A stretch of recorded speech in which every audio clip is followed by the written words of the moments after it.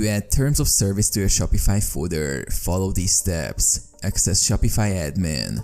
Log into your Shopify admin dashboard. Navigate to settings. Click on settings located at the bottom left corner of the screen. Go to legal. In the settings menu, select the legal option. Edit the footer menu. Scroll down to the footer menu section. Click on the add menu item button. Create terms of service page. If you haven't already, create a terms of service page.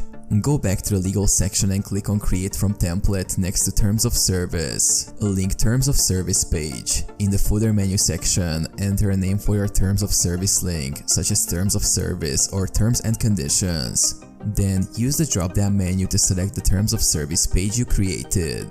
Save changes. Once you've linked the terms of service page, click on the save button to save your changes. Preview and test. Preview your store to ensure that the terms of service link appears correctly in the footer.